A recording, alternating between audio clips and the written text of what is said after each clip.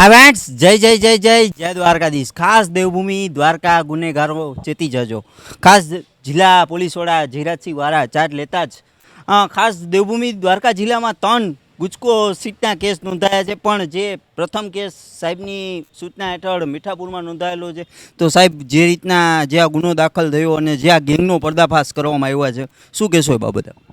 આજે 7 લોકોની ગેંગ છે અને મહાકાલ ગેંગ કહેવામાં આવે છે અને ગેંગના જે મુખ્ય 2 લીડર છે કિશનભા ભાઉભા માણેક અને મેહુલભાઈ ઉર્ફે ભૂરો, આ 7 વ્યક્તિઓ મળી અને એકાબીજાની મદદથી કોઈ પણ ટાર્ગેટ નક્કી કરતા કે કોઈ વ્યક્તિ છે એની દુકાને જવું, માલ સામાન ખરીદવું અને પછી પૈસા ન આપવા।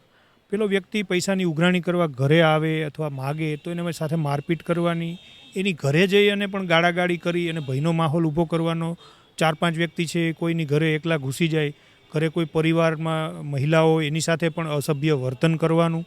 આ પ્રકારની પ્રવૃત્તિ કરી અને રસ્તાઓમાં પણ બાઇક ઉપર બેસી અને વચ્ચે બાઇક ઊભું રાખી અને માથે બેસવાનું, જેથી આવતા જતા લોકોને નડે અને જો કોઈ એને ટપારે કે ભાઈ આ તમે કેમ આવ્યા છો તો એની સાથે ઝઘડો કરવાનો।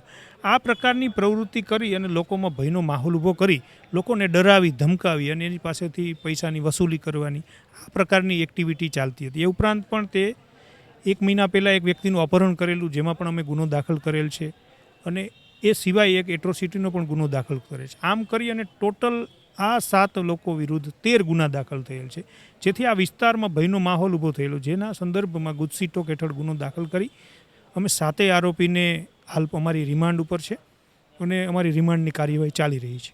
સાહેબ, જે આ ગુનો જે નોંધાયેલો છે, કડક આપની તપાસ છે, સાહેબ આગળની કેવી રીતના કાર્યવાહી રહેશે? અમે આ રિમાન્ડ ઉપર છે દરમિયાન તમામ પ્રકારનું ઇન્વેસ્ટિગેશન કરી અને આ વ્યક્તિની પાછળ જે કોઈ પણ હશે એને પણ અમે એરેસ્ટ કરશું।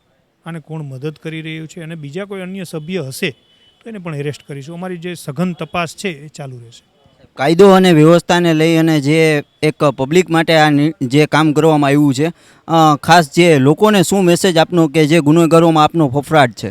લોકોને મારો એક જ મેસેજ છે કે કોઈ પણ પ્રકારનો ભય ડર રાખ્યા વગર પોલીસ સ્ટેશન આવો, ફરિયાદ કરો અને આવા લોકોને ઉઘાડા પાડો અને અમે તૈયાર જ બેઠા છીએ આવા લોકોને નેસ્ત નાબૂદ કરવા માટે।